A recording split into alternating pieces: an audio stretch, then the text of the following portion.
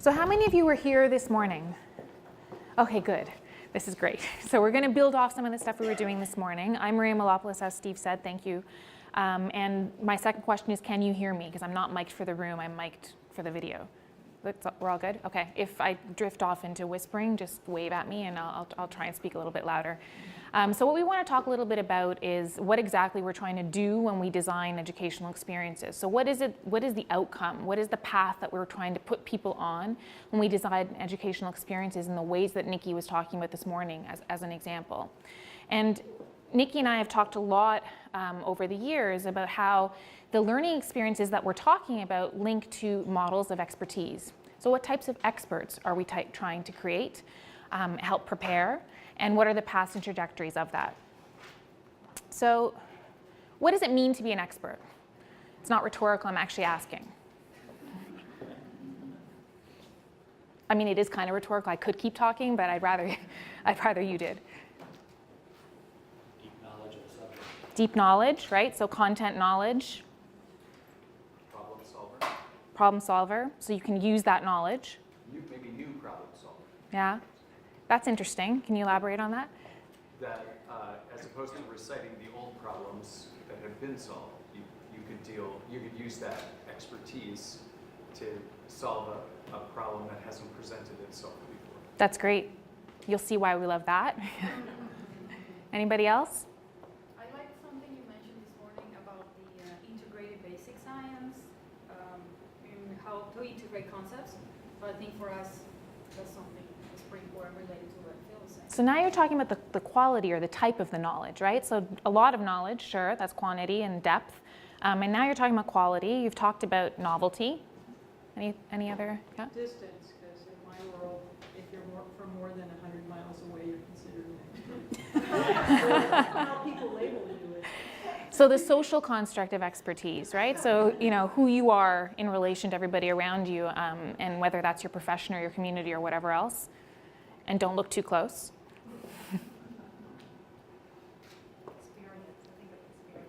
Experience. So that's an interesting one as well. And I think that in many ways, it's been used as a proxy for expertise. And that's something that we might problematize a little bit as we think about what we want out of our students. So I think that yeah. I think of having expertise is being able to enter that problem or that situation from any point.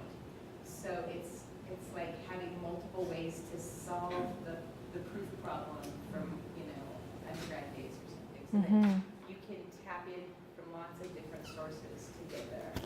So flexibility, being adaptable, not having a single way of approaching something. I'm putting words in your mouth, but I think that's what you're getting. Yeah, that gets it. Yeah. But you're focusing more on perspective, right? I am. The expert I don't think has to be there from the beginning. The expert can, or with just one presentation or one set of circumstances, the expert can enter at any point. So they're prepared in some ways as well. So they have a lot of that knowledge. Is that what you're referring to? I think prepared is the given. It's really, Yeah. it's more like that flexibility, I guess. Yeah. That you can approach it from multiple perspectives. Yeah. I think of like doing proof problems in high school. Like you had to be able to do enough of them so that you could recognize a good starting point for you, no matter what was in front of you on the page. Yeah. And I think of that for our students to become experts. Yeah, that's great. So I think we've covered, did you want to? Yeah. I'm just knowing best what you know as an expert, Mm-hmm. having the best knowledge of the subject matter, Mm-hmm. but also knowing how to learn what you don't know. Mm-hmm. That's great. In the best possible way. I think that's more of the expertise where you may not know everything, but you have the ability to know what you don't know, or learn what you don't know. And do something about it. Yeah. So that continual reinvestment in your practice is, I think, an important concept that we'll pick up on a little bit more. Yes. Kind of playing off that, the idea that as an expert you are closer to the limit of our knowledge, Hmm. I think, that you are closer to that threshold Mm-hmm. than the general public. So you're working at that boundary of what's Yeah. known almost, yeah, Exactly. and pushing that forward possibly, depending on your opportunities and, yeah. Well, I can go home now, you guys. You've got this figured out. This is a pretty sophisticated version of expertise that you've laid out, and I think it resonates quite well with the construct of expertise that we've been working with as we think about the learning experiences that we have. So I want to link the way that you've defined it. I want to think about that in the context of some theories of expertise and think about how where you veer off and where it aligns.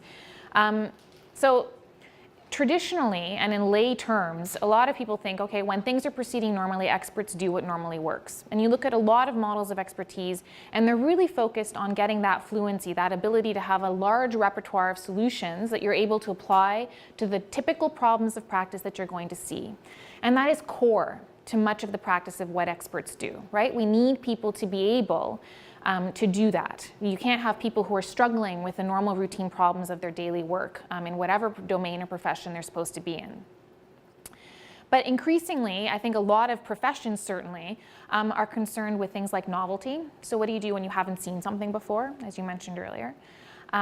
Ambiguity, which is a little bit different than novelty. It's, it's ambiguous. You don't exactly know what you're looking at. What is this that I see in front of me? And complexity. There's a lot going on in the world, and there can be a lot going on with your clients, with your patients, with whoever it is that you're working with. So how are you going to figure out the best solution when a lot of different things present at exactly the same time?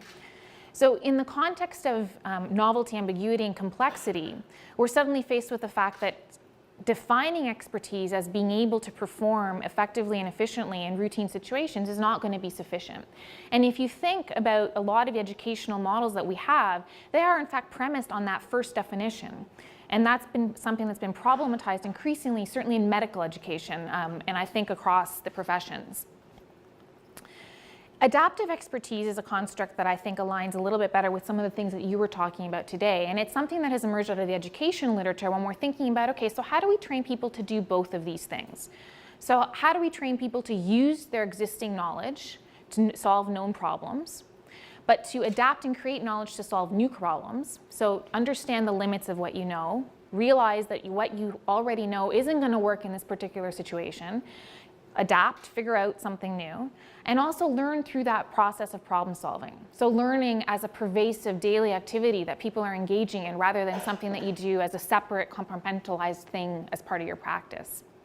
So if that's the construct, how would we go about creating learning experiences for it? There are a few things I want to draw your attention to. So the first is that there's really a balance here between efficiency and innovation. You don't want people constantly trying to reinvent the wheel and try new things and try things out, right? So when something works really well, you should be using it. That's best practice, that's evidence-based practice, and that's good. That's great. So we need efficiency. And efficiency and the way that people organize their knowledge, and well, not people, but the way that their knowledge is organized, and the way that they're able to use that knowledge has been the foundation of a lot of the research and clinical reasoning. And it's really, really important. And this model of expertise that we're going to talk about today, adaptive expertise, does not in any way contradict that. That is still a central part of adaptive expertise. But it is also that balance between this efficiency dimension that I've just talked about and that innovation dimension, where you're able to sort of say, okay, well, what I know doesn't work. How do I figure out something new, something else to do? So what you want is people who are able to optimally balance both of these dimensions in their practice. So educationally now the challenge becomes developing both these things at the same time. In more jargony terms, really it's about procedural fluency complemented by explicit conceptual understanding that permits new learning and invention in situations of novelty, ambiguity, and uncertainty. So what do I mean by that? Procedural knowledge is knowing what to do, and I'm not talking about just procedures. I'm talking about knowing what to do. So in any situation, knowing what the diagnosis is, that's procedural. Knowing what antibiotic to prescribe, that's procedural. Knowing whatever treatment you're going to do, that's procedural. Conceptual knowledge is knowing why you're doing it. So the two things can often look the same, and assessments, as Nikki mentioned this morning, can sometimes not help us see the difference between when somebody has procedural knowledge or conceptual knowledge. But what we really need for adaptive expertise is conceptual knowledge. What we want is people to understand why they're doing what they're doing. So they need to know what to do, and they need to know why they're doing it. And I hope that you're already starting to see the links between mechanistic understanding and integration of basic and clinical science, and how that can provide some of that conceptual basis for people to develop a conceptual knowledge base in their practice. So as you think about this, in small groups, which I think, how are we going to do this? We'll figure it out in a minute. I want you to imagine it's the last day before graduation, and I want you to think of a student, any student. Don't pick your best, don't pick your worst, just think of any student sort of in the middle. Is she an expert, and how would you know?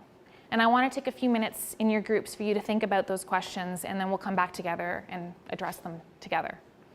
I'd like to get a sense from the different groups. How did you enter this question? So describe how you came to your conclusion. What do you think? Is your graduating student an expert the moment they leave? What did you guys think? Yes? No? I like the way she looked at it. You said no? Okay. Why? How do we recognize whether they're an expert or not? Or how do we recognize that they're not an expert? That's Just now? Oh, I just said, how do we know they're not an expert? And we basically compare them to experts. Say you're not an expert. So you could, okay, let's try this. So you're going to compare, you're trying to figure out the student's an expert. Yeah. So we compare them to an expert and then determine if they Explain meet to the people criteria. right from- Sure. And then we Perfect. also talked about a lot about the criteria that makes an expert. an Okay, expert. perfect. So how am I going to find my gold standard expert to compare? What are the criteria that you want to look for? Did you guys have some ideas on what you might look for? So just so you know, the mic will not make you louder in the room. It's for the YouTube, so This it's working. video thing. We said the student, our typical student is not an expert at the end of their program. And we said that we think they're not because they don't typically efficiently and consistently navigate multiple different types of problems to the correct endpoint or diagnosis. Okay. That was our main criteria. And we also said that they are generally less adaptable consistently in ambiguous situations. So you're thinking of the types of situations they're able to handle and how efficiently they're able to handle it, and realizing that maybe they're not prepared to handle some of these more complex situations. Yep. Okay, That was our great. What about another group who wants to give it a shot? What did you guys think? She wants Oh, you have something So else. one of the things that I would argue here is that there's a difference between competency and expert, Okay. and that maybe what we're going for when they graduate isn't necessarily expert level, it's competent. Okay. Okay. So that's a good point. Are we really hoping that they would be an expert at the end of graduation, right? By the time of graduation. And this is an important one because from a lay person, what do you think a patient assumes when someone leaves your program? That they're an expert, right? So if you say, well, I didn't say they were an expert. I said they were competent. I'd be like, okay, we have, that this is a bit of an issue, right? Because there is an expectation that when someone leaves the program, when you've given them that seal of approval, the rest of the world is working on the assumption that they're an expert. That's what we're assuming. Okay. Rightly or wrongly, and we can discuss whether that's a fair assumption. Okay. Let's hear from another group. What did you guys think? I guess, kind of playing off of that, we did talk a little bit about the idea that, there's sort of multiple stages of expertise, right? So, whether we want to call it competence or not quite as much of an expert, there's some gray area in there in terms of what we mean by expert, but then we went ahead and moved ahead to the next question about how you would determine that, and kind of consensus was that you kind of have to watch them do what it is that we think they should be able to do, and they should be able to demonstrate whatever their skills are, whether it's procedural or, clinical reasoning skills. But we have to see them in a context that is as close as possible to what the clinical situation would really be like. So we give them an opportunity to actually perform as an expert in a situation that an expert would usually be performing in, and we check to see what that performance looks like. That's exactly right. Excellent. Great. I love it when we agree. I love it when we agree. I can just. So I think it's also with an expert, I think you're more efficient, and it might be saying similar things to what they had said, with minimal errors, and I think there's less effort as well too. So probably you have a more developed, like non-analytical way of coming to a diagnosis, because ideally you want to have both. And I think with students, they have to rely on using more of the analytical stage by stage, requires more effort as opposed to the other. Mm-hmm. We talked about the unfortunate term of they might be minimally competent, which sounded horrible to us, but I kind of think that's what we expect when they graduate, but not experts. You can just see our advertising now, delivering minimal.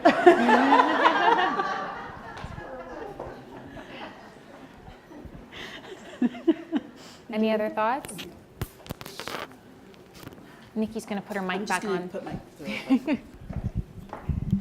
Okay, so I think we're hitting on a lot of key ideas about being able to recognize expertise when we see it, not necessarily knowing how to verbalize and articulate that, but also being willing to acknowledge that there are times where someone's supposed to be an expert and we have a sense that maybe that's not quite the case, as well as the difficulty of when push comes to shove, we have to find some way to be able to assess this and quantify it and think about it. And that's where the challenge really, really lies. Yeah. So thinking back a little bit to the language that we've been using so far to think about adaptive expertise, when you think about the question of how would you know, can you think a little bit about whether or not you're focusing on somebody's efficient or procedural application of knowledge, or that conceptual piece, and how you might go about assessing and thinking about those different dimensions of expertise? So you can probably think about a student who might do well on one, not the other. What would a student look like who does well on both? So how would you look at conceptual knowledge? And I'll talk a little bit about it, but just in terms of your thoughts, in terms of maybe some of the experiences you've had, like a student who you think is actually quite well prepared to be an expert. What does that look like? Somebody who can provide alternative hypotheses or. So they're generative Yeah. with their thinking, yeah? Okay. I think one thing I would look at would be in the sense of patience.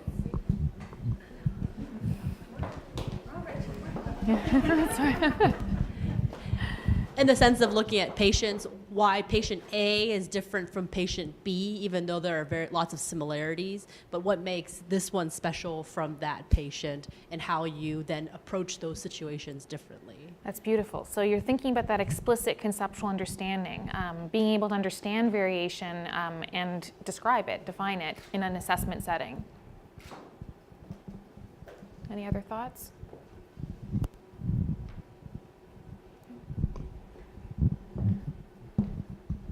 We talked about competency in a highly complex problem, as opposed to separating all those dimensional slices of the pie out. Mm-hmm. We want an expert to handle the whole pie Mm-hmm. all at the same time. Whether, in a clinical case, all of the aspects that are impacting the care, the health of the animal, and the nuances that go with all those other extensions, and that's challenging to assess in an integrative, complex way. Yeah. It is very difficult to get at that integration that experts bring to a problem. Yeah.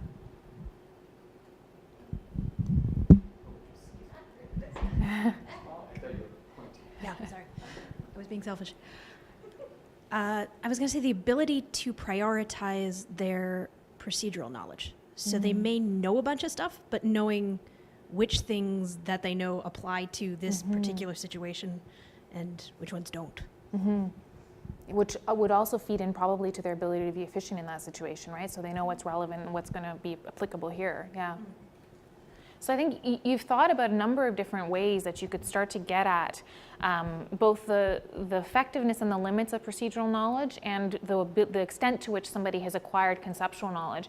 And to a great degree, the thing about adaptive expertise is that what you can't test is somebody's ability to perform in every single situation they're going to find themselves in. What you can test is their ability, or the extent to which you have prepared them to be able to face those situations with a degree of knowledge that will help them be able to perform well when they get there. So essentially what this really focuses on is the idea that adaptive expertise is really something that you do. It's not really something you have. So when we get our students to the end of training, we don't want them to think that because we gave them, they went through school for 4 years or however long it is, and we gave them a certain credential at the end of their name, that means that they are now an expert. It's not something you acquire and get. It's in fact something that you do, and you do it on an ongoing basis. And I think that you alluded to that earlier when you talked about the term lifelong learner has been killed, but I mean, it's really about that continual reinvestment and that daily problem solving that you engage in as you work that we're talking about when we talk about this version of expertise. So the thing about adaptive experts is that they use knowledge to build new knowledge. So that knowledge that you give them, that you prepare them with, that conceptual knowledge that they have, is the knowledge that is going to serve as the basis for all the new knowledge that they create in their own practice. And that can be new knowledge just to them, right? So they are developing knowledge as they go. They need to be prepared to learn. And that preparation for learning is, I think, probably the most powerful capability that we are equipping our experts with, or our future experts with, as they exit our programs. And that capability is really premised on knowledge, the quality and the type of knowledge that we're giving them access to and helping them acquire. So it's been defined. So preparation for future learning is considered a key capability of adaptive expertise. And it's really the ability to learn new information, make effective use of resources, and invent new procedures in order to support learning and problem solving in practice. And this capability has been defined in the adaptive expertise literature and has in fact been tested in a number of different ways, which I'll get into as I start talking about the learning experiences that we can put our students through. But what I really want to focus on here is really the idea that the best that we're doing is we're not producing experts, we are preparing future experts. And I think that mindset, one of the ways that it has an impact on teachers is that we're not really trying to get students who can mimic expert behavior. We're trying to assess if students are prepared to later on become experts in the line of work. So it's two different things in subtle ways, especially when we start to think about the assessments that we're putting our students through. So how do we get them there? So what is the path towards expertise? What does that look like? So we know a few things about this path. So I'm going to talk about different types of learning experiences, productive learning experiences and unproductive learning experiences, which we'll get to a little bit later. But I'm going to lead in with the productive learning experiences, the things that we would like our students to have opportunities to do that will help them develop into adaptive experts as they move through their careers. So the first thing I want to talk about is productive success. And it's sort of, in some ways, the easiest thing to think about. So it's maximizing performance in the shorter term and preparing for learning in the longer term. So functionally, in sort of building on everything we said so far, what this really means is that you're building both procedural fluency and conceptual knowledge at the same time through a learning experience. So people will both be able to perform in the moment on an immediate assessment, and they'll be able to acquire knowledge that will prepare them for future learning down the road around the same content areas. So productive success makes everybody happy. Students are happy, instructors are happy. And one of the best examples of that is really what Nikki touched on this morning and what we'll talk a little bit more about in tomorrow's morning workshop, and that's integrated instruction. So we think about integrated instruction, which is the integration of explicit integration of basic and clinical science in instruction. So understanding the why mechanisms of the clinical signs and symptoms that you're seeing in front of you has been, what was my train of thought? I had one. Oh yeah, we've increasingly started to understand this as a form of productive success.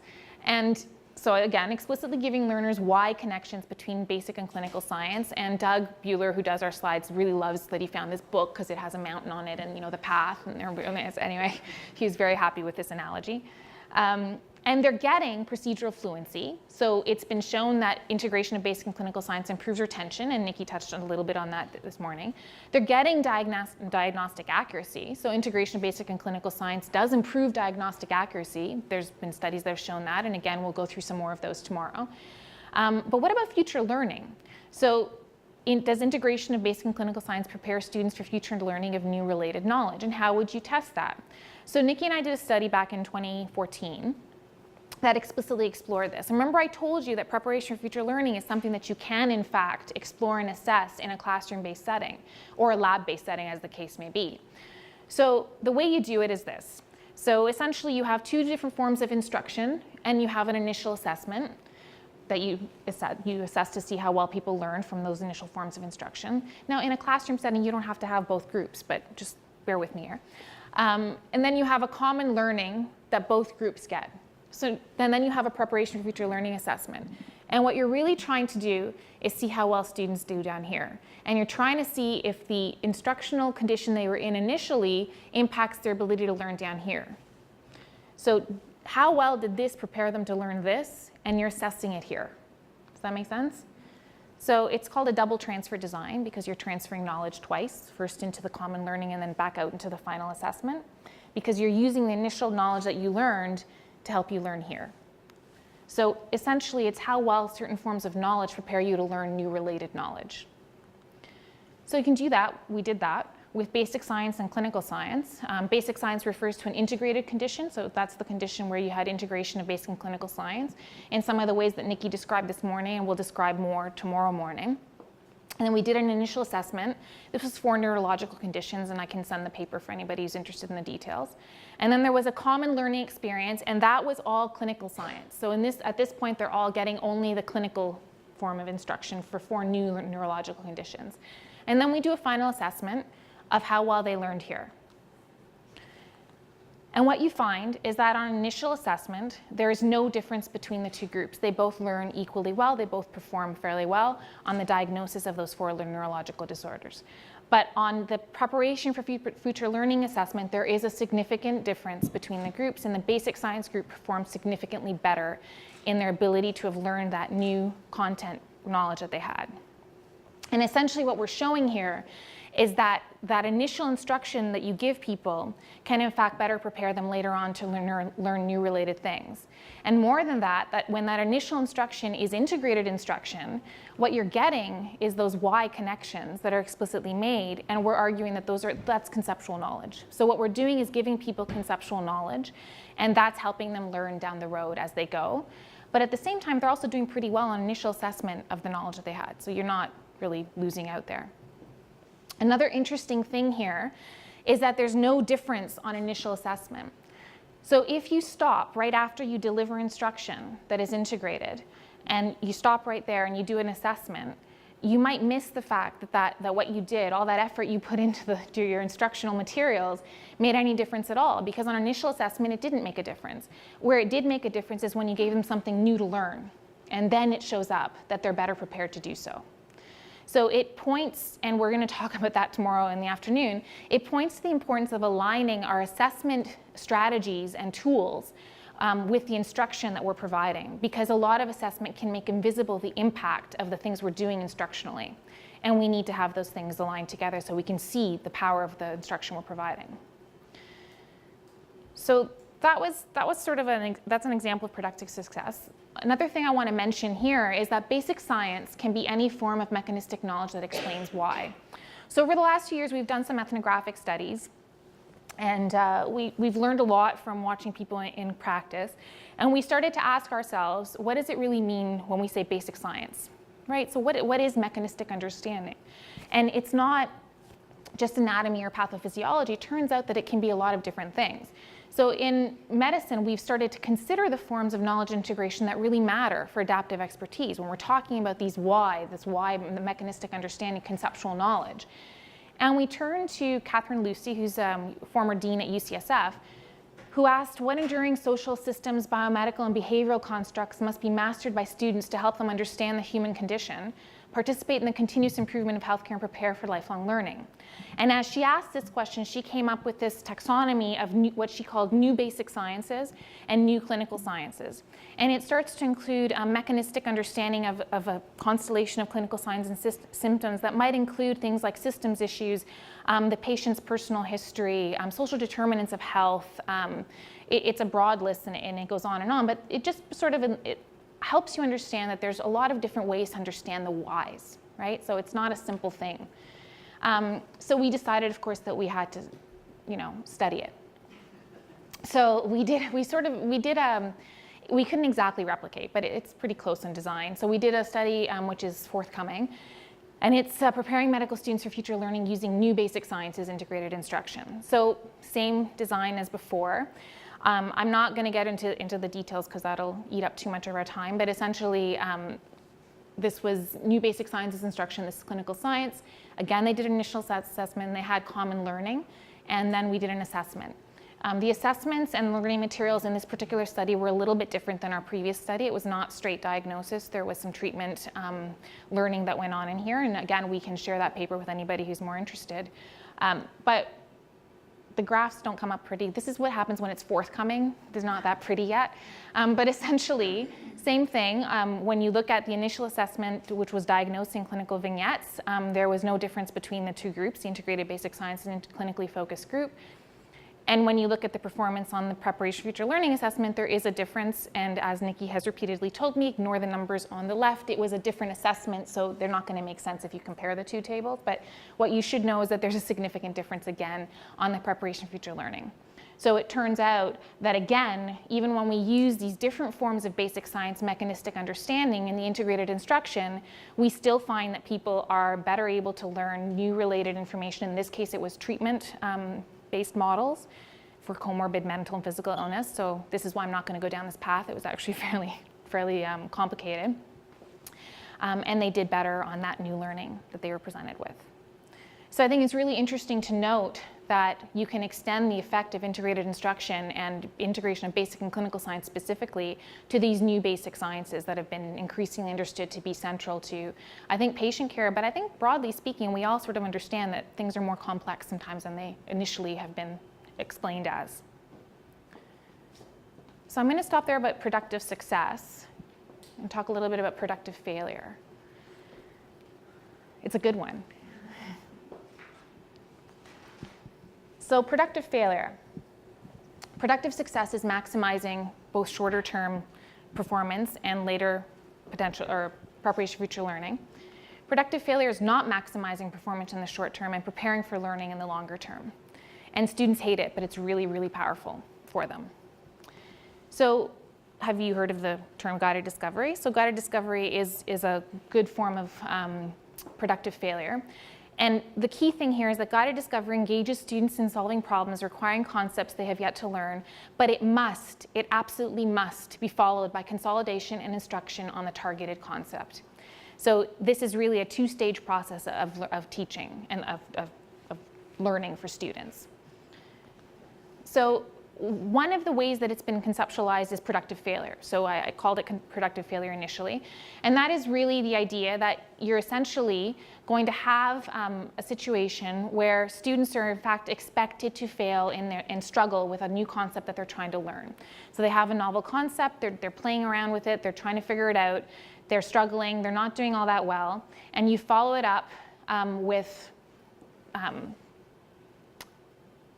in this case, sorry, it's not showing up on there. You followed up with direct instruction. So essentially what Naomi, our student, did was she had the productive failure condition where they struggled with the concept of creatinine clearance first, and then they had direct instruction, and this group was reversed. So they both got direct instruction, and the direct instruction group got an opportunity to struggle, but they struggled after. So it was just reversed order. I didn't notice that wasn't on there. Did you see me look at you? Like, listen, I run the ethnographic work, okay? And then there's a brief recall quiz, and then we did an assessment phase. So there's an application assessment, so how well are they able to apply the concept of creatinine clearance? It's actually a formula. Acquisition assessment, so that's just basic, did they acquire the knowledge that we wanted them to apply, and a preparation future learning assessment. And all this is one big test. The students can't tell that we're doing all these different things, but essentially in the preparation for future learning questions, what happens is that they're given a new piece of information that they have to learn in order to successfully answer the problem that they've been given. So they need to basically use what they already know, learn something new, and answer the question. If they can't learn the new information effectively, they won't get the question correct. And it sort of embeds everything into one assessment, so it's all embedded in the question. So all those steps that we had in the previous study are all now part of one question, new learning and assessment. And what Naomi found is that participants in the productive failure condition significantly outperformed those in the direct instruction group on the PFL assessment, and they did not compromise acquisition and application knowledge. And this is really, really critical, because what it shows is that when you have students struggle and not do so well, and then give them direct instruction, they in fact do very well on both procedural fluency and conceptual knowledge. There's nothing, you're not losing anything by doing this. A lot of people ask, you know, shouldn't they just master the basics first and then we'll get to the conceptual stuff? But what productive failure studies show is that, in fact, you can do it all at the same time. And that's really the most efficient way to maximize your education and the best way to ensure that students get conceptual knowledge. So productive failure is one form of productive failure, or guided discovery is one form of productive failure. Oh, the other thing about Naomi's study was that the students in the direct instruction condition outperformed participants in the learning condition during the practice phase as well. So remember, there was that initial practice phase. And the crossover effect confirms that the students in the initial condition were not simply taught better with superior materials when compared to the students in the direct instruction learning condition. So that's an important, and it's like Nikki's the stats nerd, and she got really excited when this crossover effect appeared. It's a beautiful effect. It's like, it looks really good.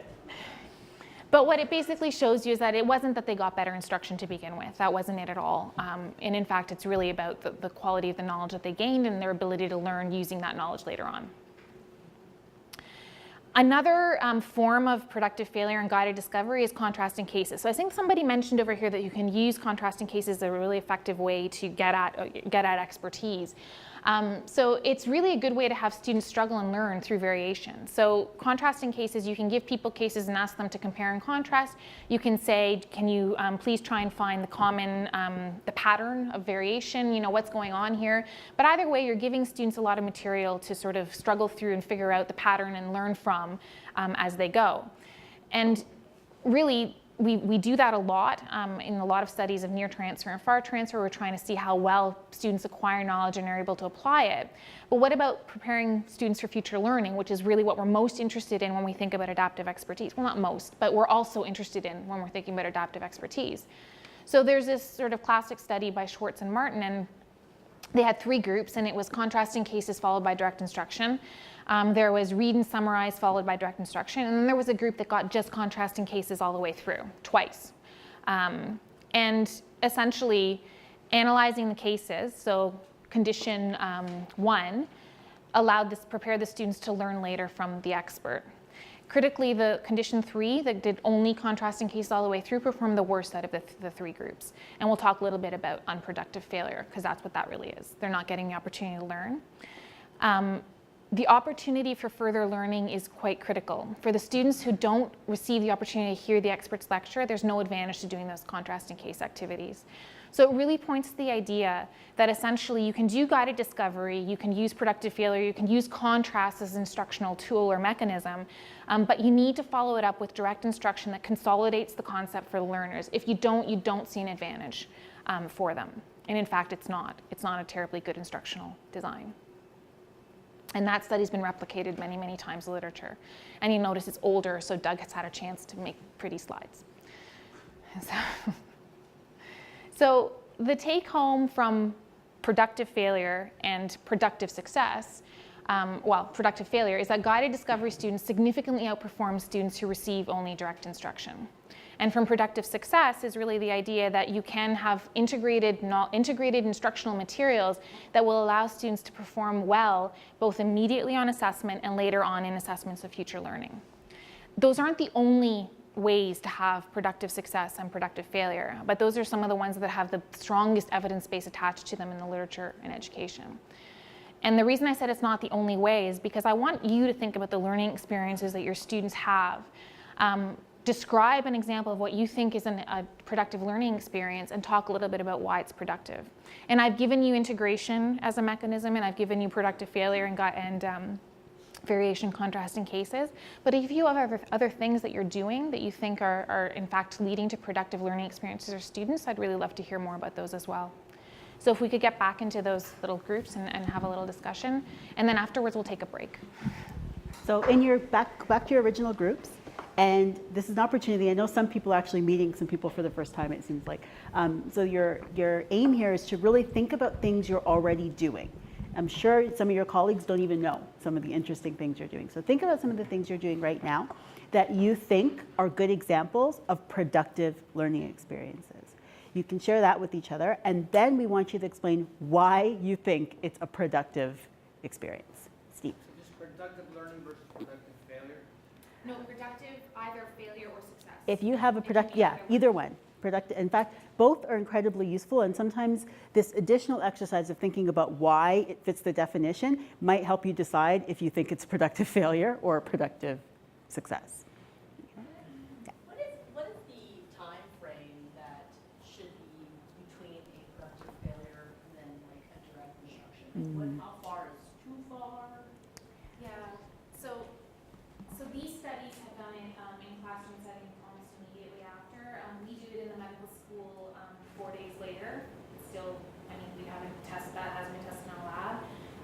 There's data on mixed practice and sort of coming back to concepts over and over again, which I think could probably help us understand that a little bit. And I forget there is a maximum that you shouldn't go, is it a week?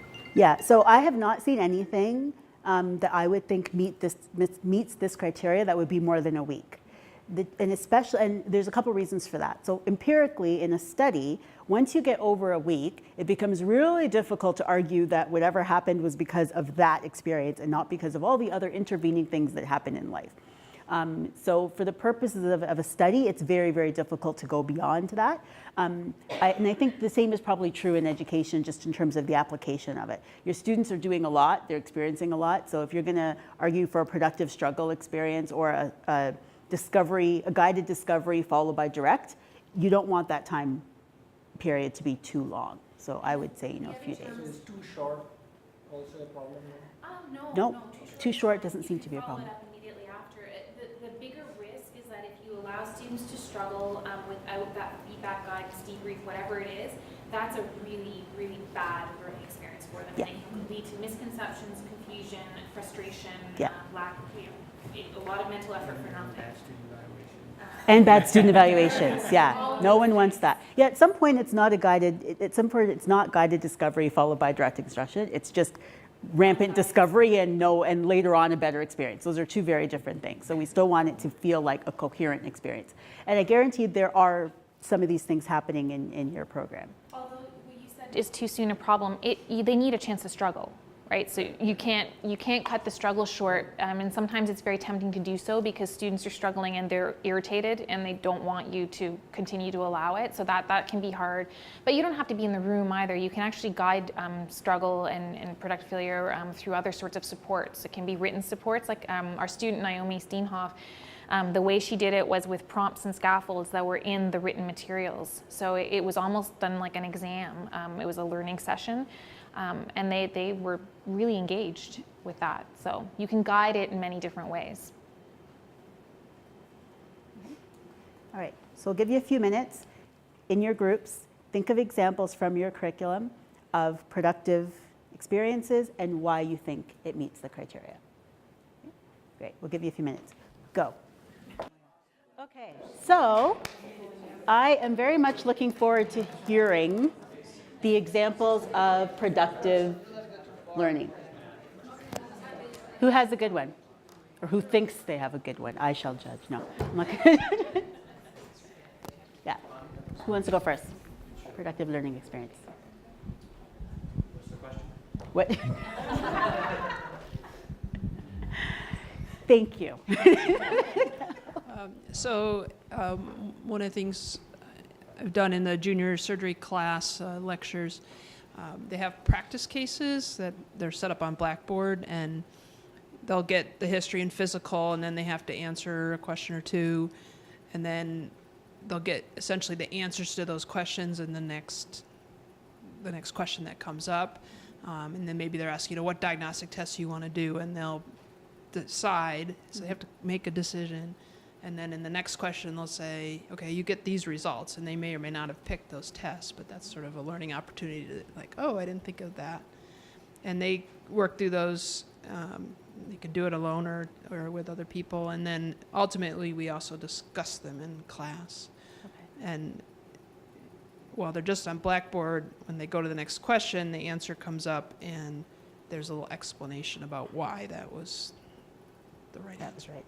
Okay. So did you classify that as productive struggle or productive success? I think it's a combination because it depends on if they're successful or not, I guess. Okay, fair enough.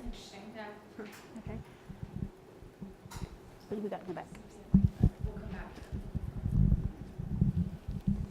So a couple of us teach a disaster response rotation, and the first thing the students do when they come in is we chuck them into a simulated disaster, and they have to self-organize, decide what they're going to do. They have patience, they have sheltering that they have to do, they have to set up the scene and all that, and they completely blow it. And this last year, one of the students said, we're going to get better at this, aren't we?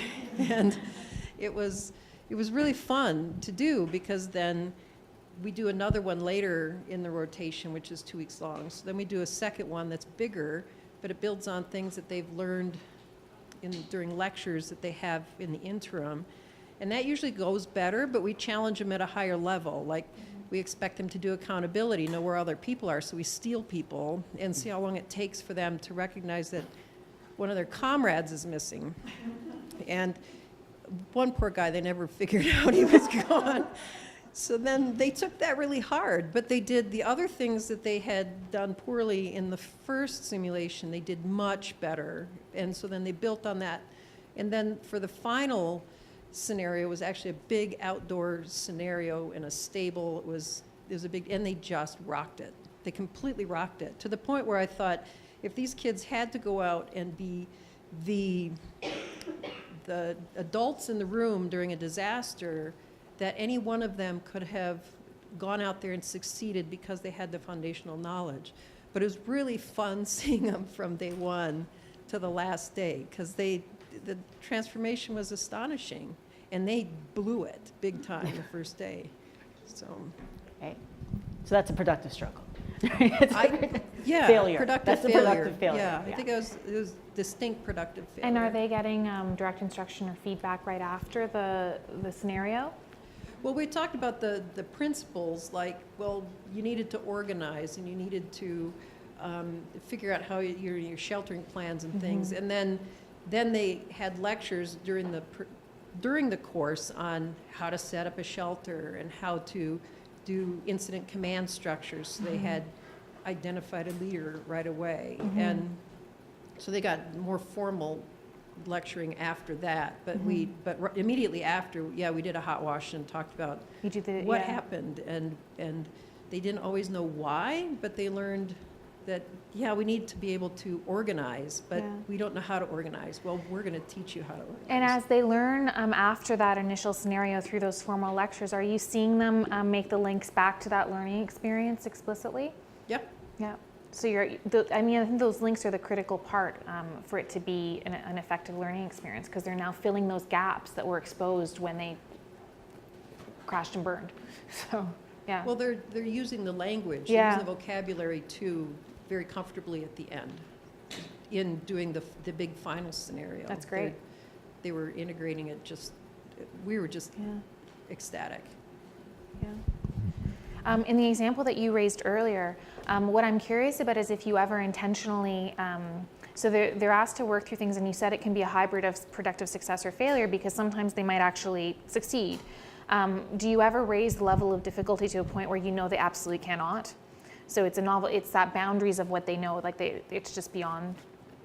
I can't say I've done that. Yeah, it might be interesting to try because it might get the same type of effect that you're already seeing when they do struggle. So, yeah.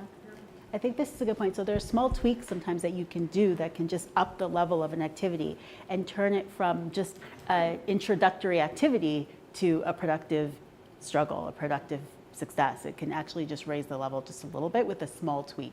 So it could be, yes, we have them do this hands-on activity, but a lot of times people don't have a direct instruction opportunity right after. And so just adding that in is an easy win or something like that. These are great. Any other ones?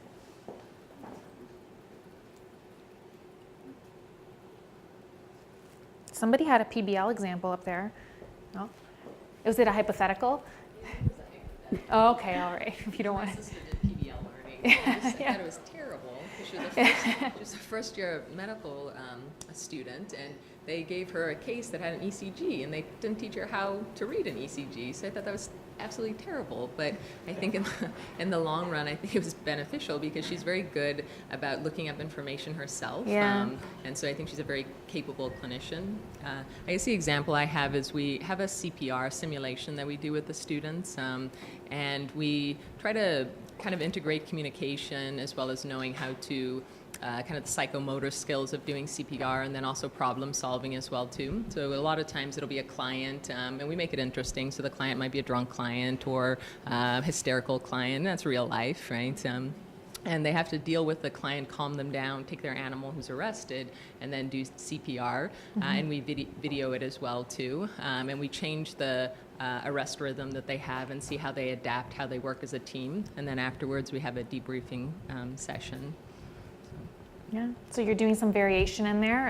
It's not explicit contrasting cases, but you're providing variation. So suddenly you change a variable and something shifts, right? So that's a contrasting case, really, if you think about it. And you're seeing how well they're able to respond in the moment. So yeah, that's a great example.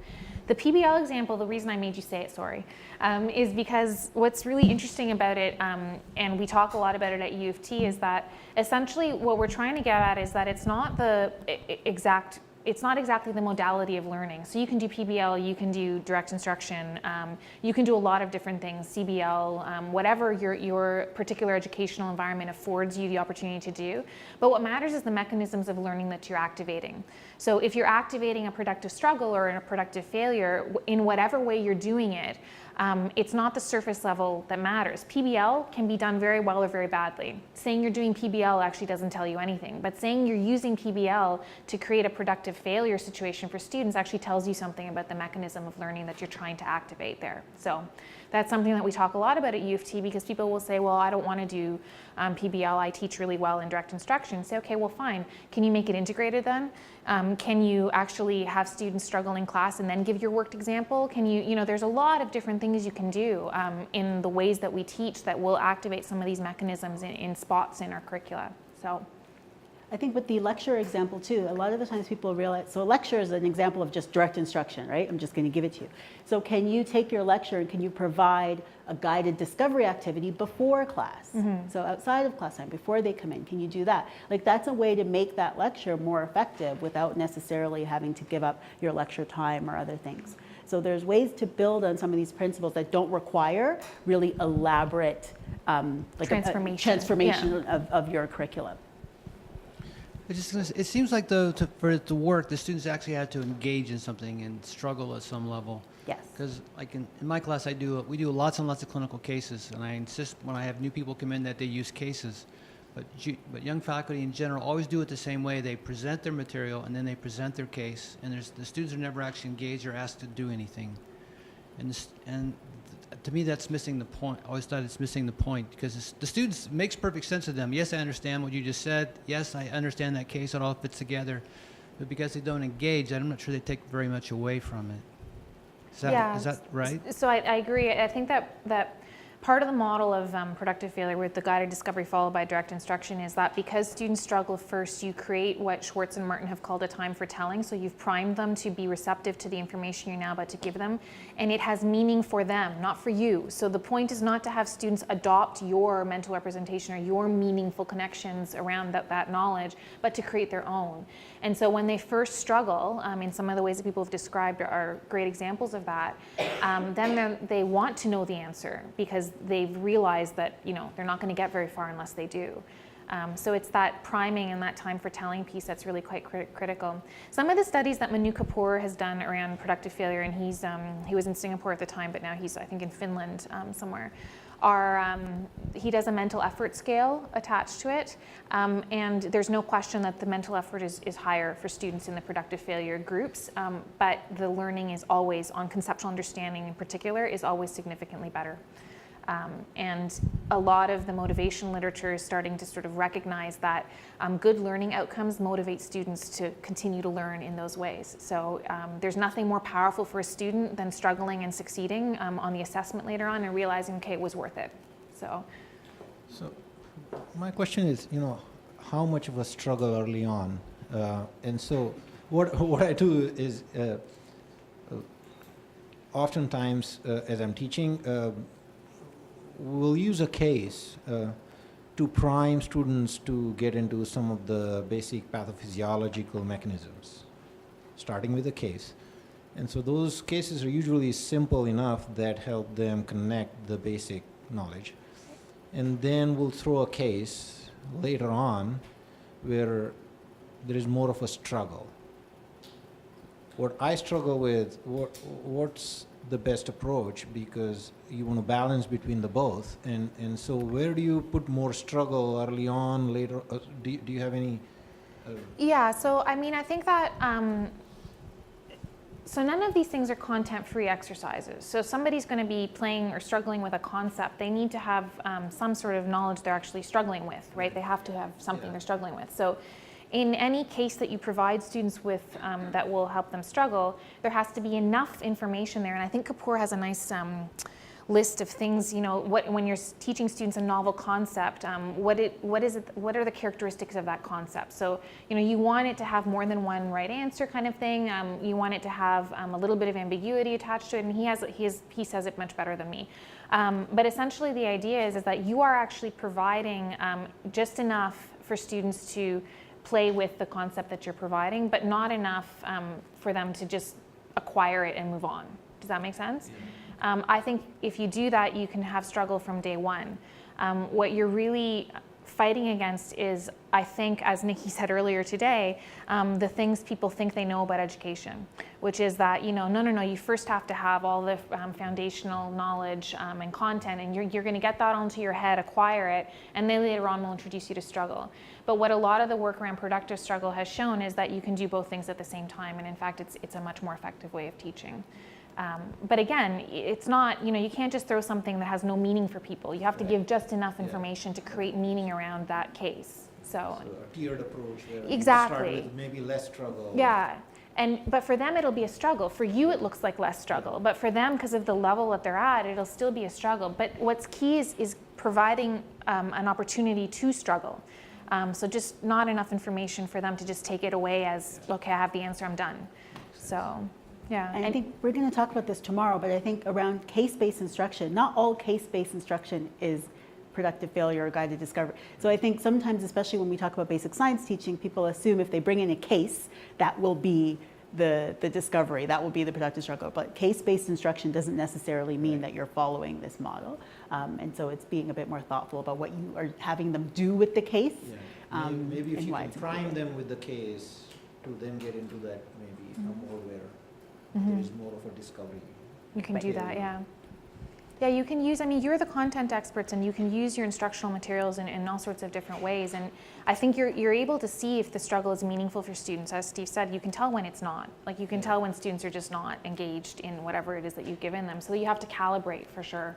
I think what's interesting, and I mean, I mentioned that integrated instruction is an example of productive success, and I think that the studies that Nikki showed this morning are an example of that. So those are, that knowledge, that information in the integrated instruction conditions is really boring. It's on a computer screen, it's on a piece of paper.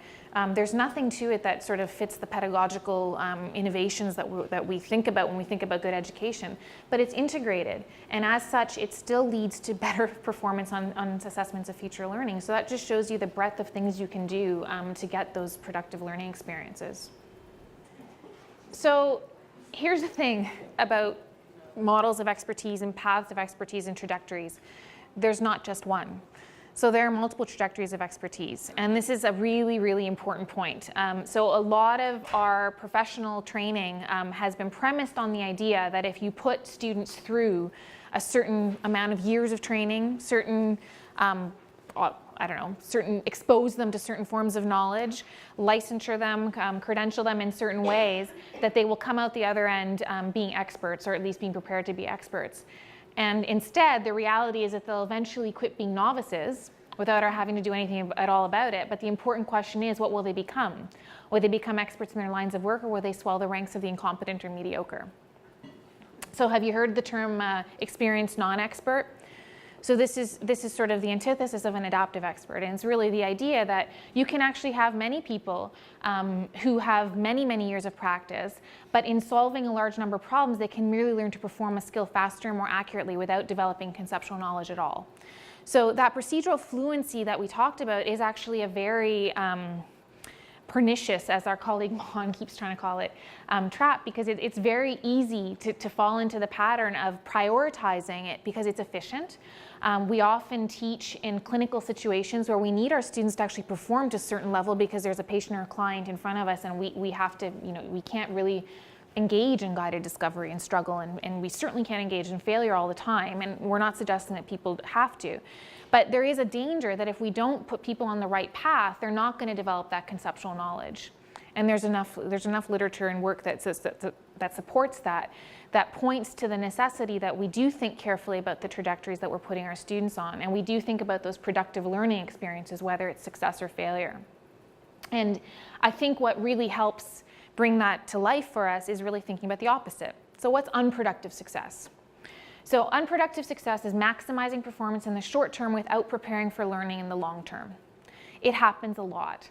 Students cram for exams, they do really well in assessments, they do all the way through school, and somebody, I think it was Cynthia who was talking earlier, was saying, and then you realize a few years down the road that they don't remember a single thing that they were supposed to have learned back in the day. It's very easy to have students focus on their performance on assessments rather than their understanding and conceptual knowledge of a particular concept that you're trying to teach. And unproductive success happens a lot in professions education. It also points to the importance of aligning assessments so that we're actually seeing what it is that students are acquiring through the work that we do. So the most classic example is direct instruction. So it's repetition, rote learning, and memorization. And that's a way that students like that. It's actually not that hard, right? So it's often the way that they have succeeded to this point in their professional or their academic career. So many students that come into medical school have done very well through undergraduate training by repetition, rote learning, and memorization, because that's what MCQs often test, for example. Although I think you can write a good MCQ. Nikki got all, yes, I'm not saying that you can't, I'm saying that often they do. So at U of T, we've been working on our item bank for MCQs, and our evaluation scientist or assessment scientist, Mahan, gets very frustrated with the quality of the questions that we have in the bank. So we're working on that over time to improve. And the thing is it goes back to that point that essentially when you're doing that, essentially what you're saying is practice, practice, practice, practice, practice, repeat, repeat, repeat, repeat, but they're not really gaining conceptual knowledge. They're becoming faster and more accurate at whatever it is you're doing. So I had a student in clerkship describe to me this amazing rotation that they were on in pediatrics, where they were at a clinic and they saw about 300 ear infections, and they weren't even doing contrast in cases or variation. It was just presenting the same thing over and over and over and over and over again. Now, he did say that he got really confident, and that's not nothing, right? I'm not saying that it's not important, but that's really procedural fluency. So I don't know if that person really gained a deep conceptual understanding of what an ear infection is in a child. I didn't assess him, so I don't know, but I'm just saying. So the evidence for this is that students who receive only direct instruction tend to perform well on assessments of procedural knowledge and poorly on assessments of conceptual knowledge.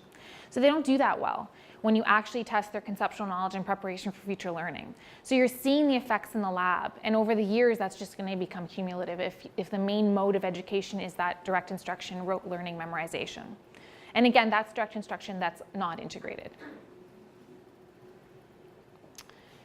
So that's unproductive success, probably the easiest trap to fall into.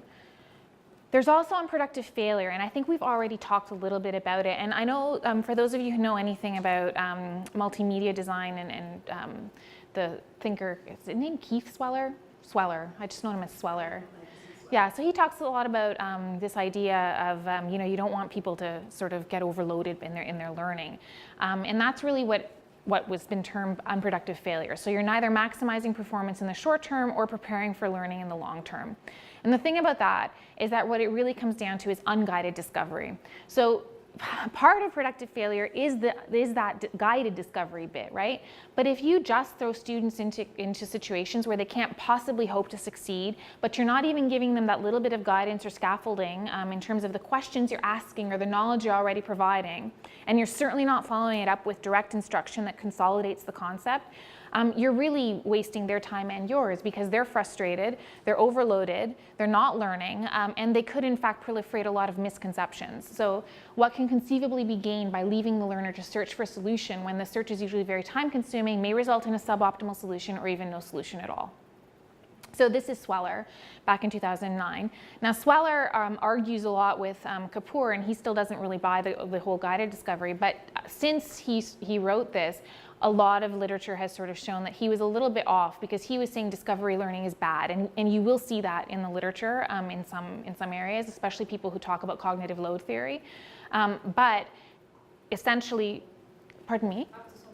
Up to a point, but if it's followed up with direct instruction, the evidence shows that it is a much more powerful way to learn than direct instruction, which is what Sweller advocates for. So he pushes the idea of what other people would call unproductive success, because that has a low load, if you want to think of it that way, which Nikki doesn't. She hates this theory, but I'm just telling you, it's out there, and that's what people talk about. So in our education, when we think about unproductive success and unproductive failure, it happens, right? Like it happens in a lot, especially unproductive success. And it's really quite important that we sort of identify where it's happening, and often it can be little tweaks that will change it for the better and make those learning experiences productive. So, just as a last activity, when you think of learning experiences you create for your students, describe an example of an unproductive learning experience. We all know there are some. I mean, I certainly know there are some in our curriculum. And why is it unproductive, and could it be made productive with a small tweak? And maybe we'll just take 5 minutes or so and then wrap up after that. I saw this group Yeah, I mean, we have an exercise. It's not a clinical exercise. It's for undergraduate students who want to go into research, and they're often asked to write an abstract about the research problem that they want to go into.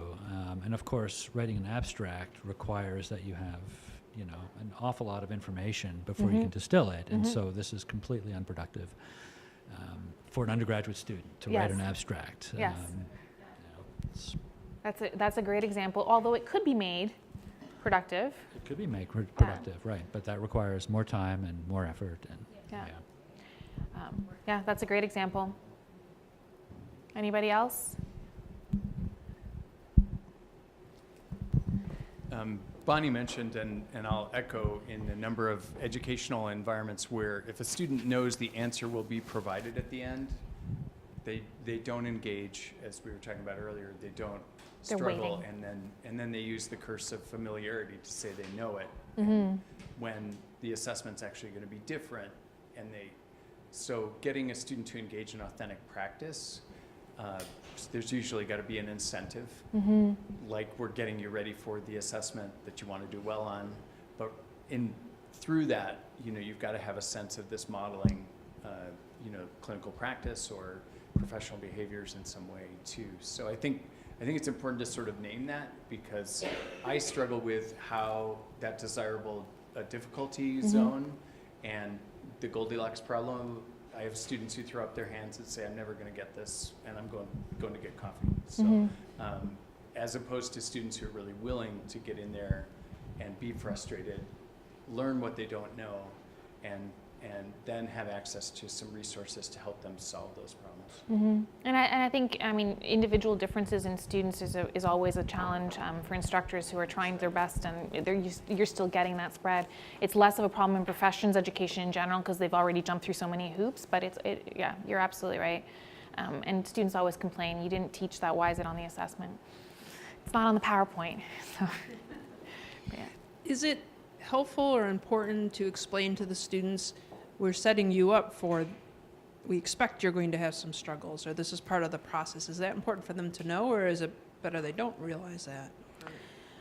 So we've tried to, I think they need to know to some degree that there is going to be, for example, through an assessment model. So we at U of T have taken on a programmatic assessment model where we create a learner chart, patient chart, learner chart for students, and we have a number of low stakes formative assessments rather than a few high stakes summative assessments, and there's a lot of theory behind that. But if you sort of say to students, you're not always supposed to succeed on these, they are forms of feedback as well, that you use your academy scholars, so the person that you're paired with, to be your mentor as somebody who can provide you feedback and support, that it's not about your immediate performance, that we don't always care about getting the right answer, that we're looking for deep understanding, and we reinforce those messages throughout the curriculum. I think it helps.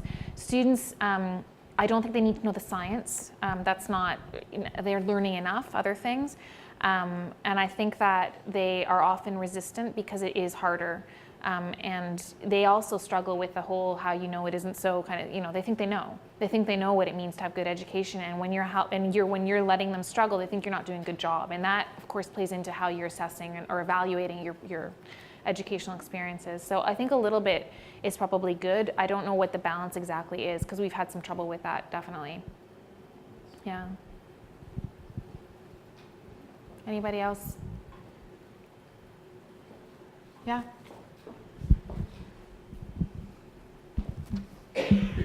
So teaching microbiology, early on I struggled a lot with memorization, so there's so many different bugs that students have to remember the names of. And over the last several years, and I think I also have a question around this, I was looking at one of your slides where you said rote memorization and things like that, unproductive success, right? And over the years, we moved away from, not totally, maybe 70-80% from memorization to more of a conceptual thinking. And so my question is, I think there is some way, but maybe you can tell us more about it. Is there a better way where you can move students away from memorization by tweaking or changing how you assess? Yeah, I think, well, there's a few things. So it maps onto mathematics education, the whole debate about memorizing your multiplication tables versus understanding them and conceptually, which has been a common debate in the education literature in general. So I think that what you can do in an assessment is require, in order to succeed on an assessment, is require students to use that knowledge to do something with it. So I think the better way to do it is actually to do that as part of the instruction first. So you're actually giving them a chance to use some of the knowledge they might have memorized, but you want students to move away. You can transform procedural fluency into conceptual knowledge. And in fact, a lot of times in the literature, you'll find that people say, I was procedurally fluent and then it turns out it wasn't enough in this scenario, so I had to reinvest myself and learn a little bit more there. So you can certainly start with memorization if you want to, and then transform it into something else through assessment, through further instruction, through what you ask students to do with knowledge. I know, worked examples on an assessment, for example.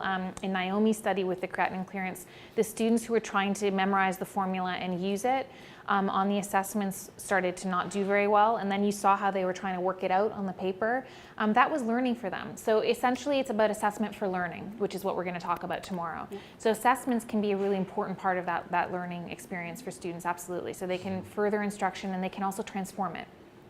So I think you're, and I don't want to vilify, my husband's a grade 6 teacher, and he always says, there's nothing wrong with students memorizing multiplication tables, but they can't only memorize multiplication tables. They have to be able to do something else. But that's still a useful thing, and it can be very helpful to them in certain moments. So, Yeah, tomorrow's session we're going to talk exactly about that idea, right? So how can we, recognizing there's a place and time for rote memorization, how can we assess so we can tell when the students are doing the right or wrong thing, right? So we know when it's okay to memorize something, but the problem is when there's something that we wanted them to get deeper conceptual understanding and they've chosen rote memorization. That's where we have a problem. So we need to be able to figure out that they're doing what we need them to do. Yeah. So I'm going to end on just reiterating that we need to set students on the right path towards expertise, that there is more than one path, and we need to be thinking about what that is. We want them to get to adaptive expertise, I think. And also just sort of end with the fact that in what we've done this afternoon, I hope for you, is that what we want to do is abandon the dichotomy between unguided problem solving and heavily guided direct instruction, so unproductive failure and unproductive success.